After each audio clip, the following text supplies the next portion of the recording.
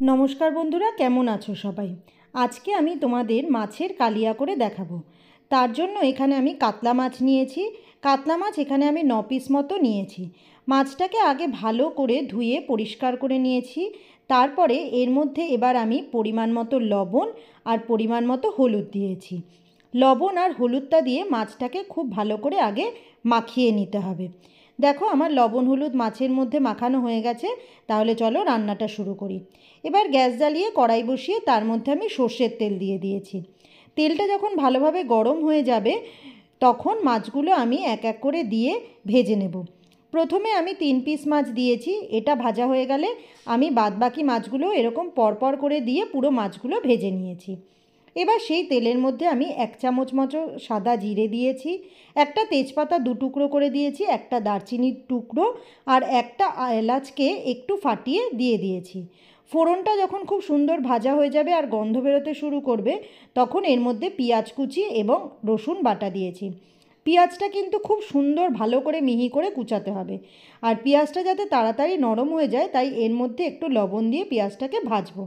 পেঁয়াজটা দেখো আমার খুব ভালো করে ভাজা হয়ে গেছে। এইবার এর মধ্যে আমি একটা বড় সাইজের টমেটো কুচি করে রেখেছিলাম সেটা দিয়ে দিয়েছি। টমেটোটা ভাজার সময় আমি এর মধ্যে অল্প লবণ দেব। লবণ দিয়ে টমেটোটা যতক্ষণ না গলে যাচ্ছে ততক্ষণ পর্যন্ত পেঁয়াজের সাথে খুব ভালো করে ভেজে নেব। তোমরা দেখো টমেটোটা আমার কিন্তু সুন্দর গলে গেছে। এইবার আমি এর মধ্যে মশলা দেব। আমি এখানে আদা জিরে আর লঙ্কা বেটে নিয়েছি, সেই মশলাটা পুরোটা আমি এর মধ্যে দিয়ে দিলাম। এবার আমি পরিমাণ মতো লবণ দেব, তবে খেয়াল রাখতে হবে আগেও কিন্তু লবণ দেওয়া ছিল। আর পরিমাণ মতো হলুদ দেব, আর অল্প পরিমাণে একদম একটু কাশ্মীরি লঙ্কার গুঁড়ো দেব। এবার সব মশলাগুলো দেওয়া হয়ে যাওয়ার পরে আমি এটাকে খুব ভালো করে কষাতে হবে, যাতে তেলের মশলার কাঁচা গন্ধটা না থাকে। আর কষাতে কষাতে যখন দেখবে তোমরা সাইডের থেকে তেল ছাড়তে শুরু করে দিয়েছে তখন এর মধ্যে তোমরা জল দিতে পারো। জল খুব বেশি লাগবে না, অল্প পরিমাণে জল দিলেই হবে। এই যে এই পরিমাণ আমি জল দিয়েছি। এবার এটাকে কিছুক্ষণ ফুটে রান্না হতে দেব। কিছুক্ষণ ঝোলটা ফুটে গেলে তখন আমি এর মধ্যে মাছগুলোকে দিয়ে দেব। মাছগুলো দিয়ে ঝোলটা একটু ফোটানো দরকার, নইলে কিন্তু ঝোলের স্বাদ আসবে না। সবসময় মাছের রান্নায় মাছ দিয়ে একটু ফুটাতে হয়, না হলে খেতে একদমই ভালো লাগে না। তাই জন্য আমি মাছগুলো দিয়ে কিছুক্ষণের জন্য ফোটাবো।